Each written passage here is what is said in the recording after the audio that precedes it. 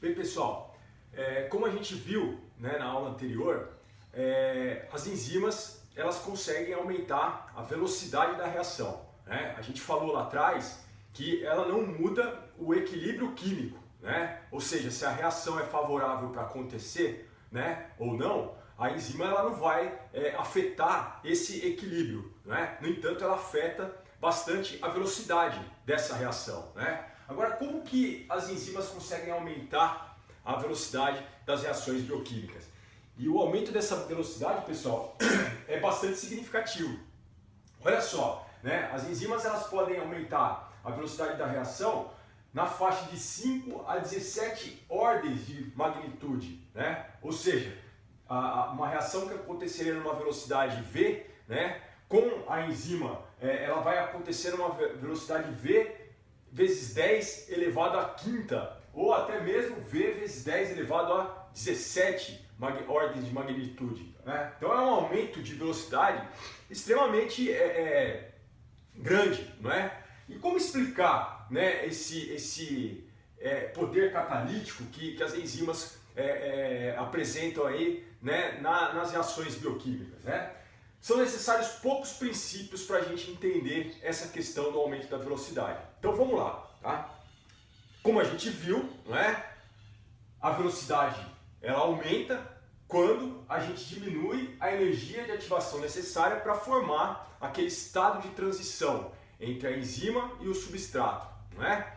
Então veja bem, pessoal, a gente provou termodinamicamente, não é, que diminuindo, né, a energia de ativação para eu chegar naquele estado intermediário, não é, a gente consegue ter um aumento da velocidade da reação, tá certo? Agora, como explicar essa grande diminuição, né, nessa energia de ativação quando uma enzima está participando do processo, comparado se ela não estivesse participando, comparado com uma reação que acontece sem a catálise enzimática, né, aquela diferença de energia de ativação? Como é que a gente explica essa diminuição aí, não é? Qual é a fonte extra de energia que a enzima utiliza para diminuir essa energia de ativação necessária, né? Então, pessoal, na verdade a gente precisa entender dois princípios, duas situações que acontecem que explicam essa diminuição na energia de ativação do sistema aí, tá? Primeira delas, né? Devido à alta especificidade, né, que o sítio catalítico da enzima apresenta para o substrato, né, para o substrato específico, lembra lá que dentro de centenas de moléculas, de milhares de moléculas, a enzima consegue se ligar somente ao substrato específico dela, né? É uma especificidade muito grande. E essa especificidade permite, né, que aconteçam essas duas situações que eu vou colocar para vocês agora. A primeira delas, né, é a seguinte: quando, né, a enzima entra em contato com o substrato, lá no sítio catalítico, né, ocorre o rearranjo de poucas ligações covalentes, né, durante a reação catalisada pela enzima. Ou seja, os grupos funcionais presentes ali, né, nos aminoácidos do sítio catalítico, né, como por exemplo as cadeias laterais específicas dos aminoácidos que compõem esse sítio catalítico, a presença de íons metálicos, até a presença de cofatores, né, de coenzimas, aquela parte que não é proteica, né, que ajuda a interação, né, do substrato com a enzima. Isso aqui confere a formação de poucas ligações covalentes, no entanto transitórias, né, da enzima com o substrato, tá certo? Ou seja, eu estou formando algo que tem capacidade de formar ligação covalente, transitória, mas covalente, tá? E isso faz com que essa ativação, né, do substrato para a formação do produto, né, gere aquele estado intermediário transitório, não é? E veja bem, se eu estou formando ligação covalente, poucas e transitórias covalentes, eu estou formando algo que tem uma estabilidade, uma certa estabilidade nesse sistema, não é? E isso daí exige uma energia menor de ativação, tá? E se eu tenho uma energia de ativação menor, eu tenho uma velocidade maior, tá? Então eu estou, na verdade, propondo um caminho alternativo para que aquele substrato se transforme em um produto, tá certo? Então, num primeiro momento, o que acontece? Ocorre a formação de poucas ligações covalentes transitórias entre a enzima e o substrato, né? E isso necessita de uma energia de ativação menor, porque a especificidade do sítio ativo dessa enzima é muito grande para aquele substrato, tá certo? Permitindo essa interação bastante estável, tá legal? E para formar esse estado transitório, a energia de ativação necessária é menor. E como a gente viu, menor a energia de ativação, maior a velocidade do processo, tá? Bom, esse é o primeiro estágio dessa interação entre enzima e substrato, tá? O segundo estágio, o que acontece? O surgimento de inúmeras ligações fracas, são aquelas não covalentes, entre a enzima e o substrato. Ou seja, o primeiro contato permite a formação de algumas ligações covalentes transitórias. E num segundo momento, né, devido à proximidade dos grupos, né, dos aminoácidos do sítio ativo com regiões específicas, né, dessa molécula que a gente está chamando de substrato, vai permitir o quê? A formação de interações fracas, né? E para cada interação fraca que vai surgindo, né, vai sendo liberado no sistema, né, uma energia. Por quê? Porque eu estou estabilizando cada vez mais esse complexo ativado, né? Então aparece lá uma ligaçãozinha de hidrogênio, né, uma interação iônica, eu vou estabilizando esse estado transitório, não é? E eu libero energia para o sistema, tá? E para cada liberação de energia correspondente a essas interações fracas que estão surgindo, né, a somatória disso daí a gente vai chamar de energia de ligação. E essa energia de ligação é a principal fonte, né, de energia utilizada pela enzima, né, para compensar e diminuir a energia de ativação necessária para a formação do complexo ativado. Tá certo? Então veja bem, primeiro momento, formação de poucas ligações covalentes transitórias, né, entre a enzima e o substrato, tá? E isso, devido à especificidade, exige uma energia de ativação menor, tá? E num segundo estágio, começa a aparecer o quê? Interações fracas, para estabilizar ainda mais, né, esse complexo transitório entre enzima e substrato, né? E isso daí, para cada interação fraca que vai surgindo, energia vai sendo liberada para o sistema, porque eu estou estabilizando esse complexo ativado, né? E essa liberação de energia, a somatória dessa liberação de energia, a gente chama de energia de ligação, que é a fonte energética, né, utilizada pela enzima para compensar essa diminuição de energia de ativação, que corresponde a um aumento da velocidade do processo. Tudo bem? Tá legal? Bom, agora como que as enzimas utilizam a energia de ligação para diminuir essa energia de ativação, né? A formação do complexo enzima-substrato por si só, né, ela não explica esse ponto de vista, tá? Não explica essa pergunta que eu fiz para vocês aqui, né? Até a gente tem uma ideia meio errônea da questão de enzimas, nós vamos chegar lá, tá? Daqui a pouquinho eu vou mostrar aqui para vocês, tá? A explicação, né, está em como é formado esse complexo entre a enzima e o substrato. Então, vamos ver em detalhes essa questão.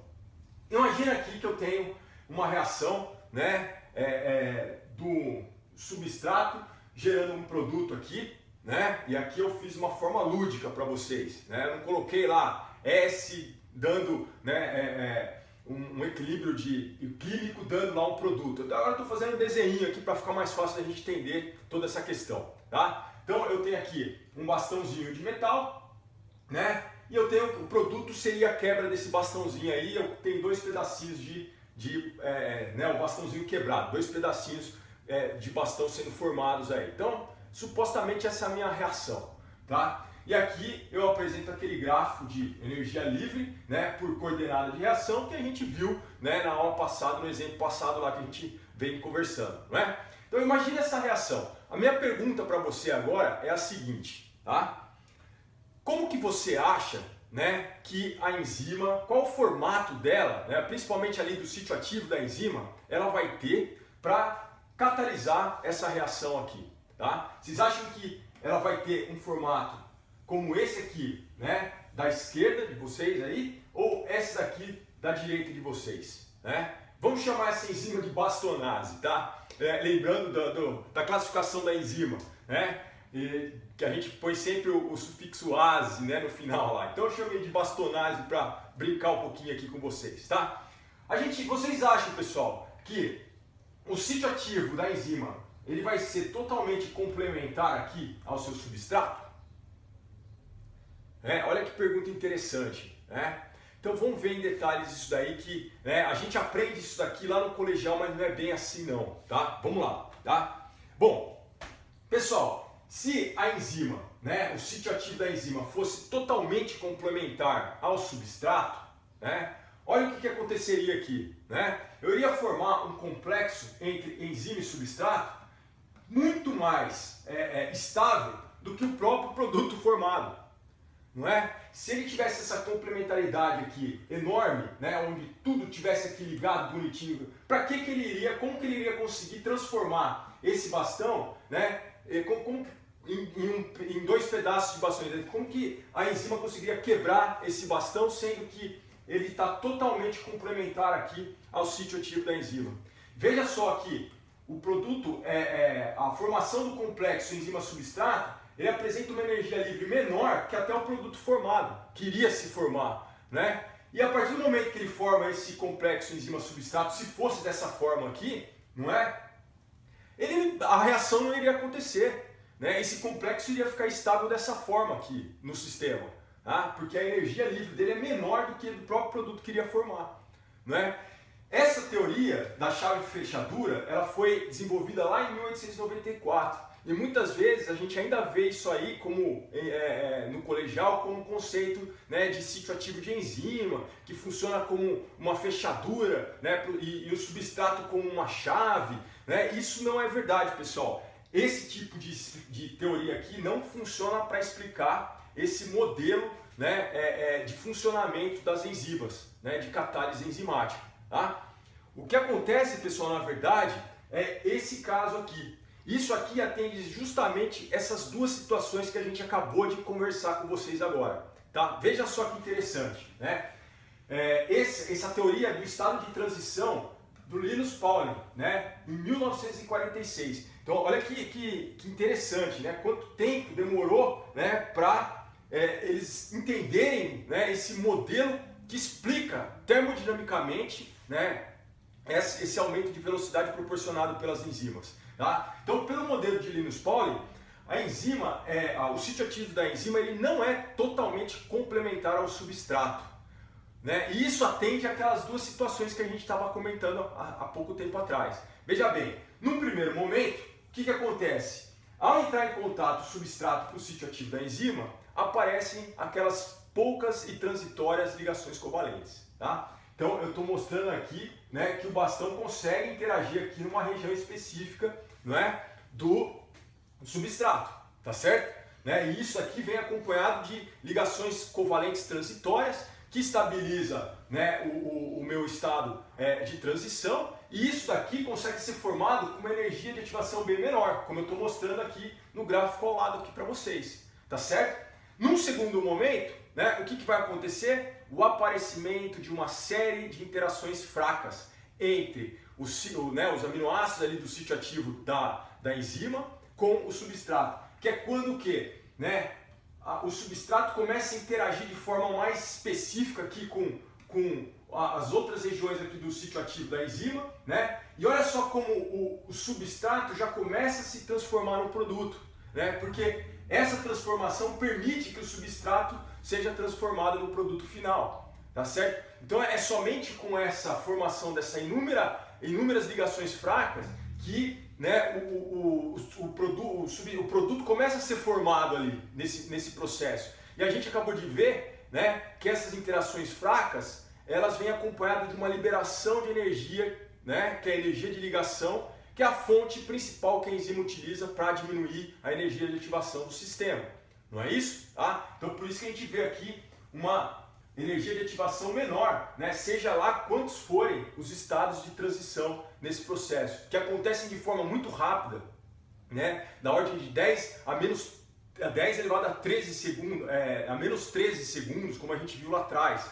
Não é? Então é muito instantâneo, né, a formação desses estados de transição. Tá? E aqui a gente vê, pessoal, que a enzima, então, o sítio ativo da enzima, então, ele é complementar ao estado de transição e não ao substrato original, Então, veja que a complementaridade, do sítio ativo aqui é com o estado de transição e não com o substrato, como a gente viu lá na teoria, de Fischer aqui anteriormente aqui, Então veja que é uma grande diferença, E dessa forma a gente explica essas duas situações que termodinamicamente, tá ok, beleza? Então é assim que a gente entende, essa capacidade de demonstrar o aumento da velocidade a partir da catálise enzimática.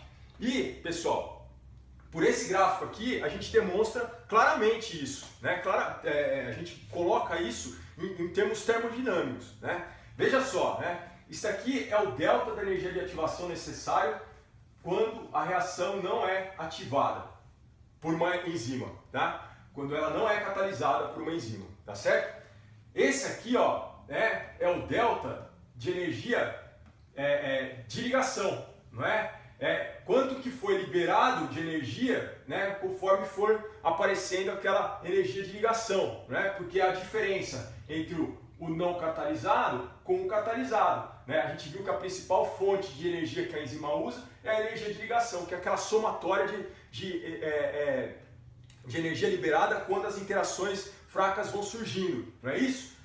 E se a gente observar aqui, e fizer uma brincadeirinha, olha, o delta da energia de ativação, da reação não catalisada, ele é positivo, Ele é um número maior que zero, Se eu somar com o delta, da energia de ligação, que é aquela que foi liberada, que a enzima usa como fonte, para diminuir a energia de ativação para chegar no estado transitório, esse número aqui é um número menor do que zero, E a diferença desses dois deltas energéticos dá o quê? O delta da energia de ativação necessária quando a enzima é catalisada, Quando a enzima está catalisando o processo ali, tá certo? E percebam que essa energia de ativação, quando a enzima está catalisando o processo, é bem menor do que a energia de ativação necessária quando a enzima não está catalisando. E a gente sabe que diminuindo a energia de ativação, aumenta a velocidade do processo. Olha só que interessante, É importante a gente ter essa ideia, A diminuição da energia de ativação, ela vem acompanhada do aumento da velocidade e aqui a gente explica termodinamicamente tudo isso. Ok, pessoal? Espero que tenha ficado claro aí, tá? Valeu!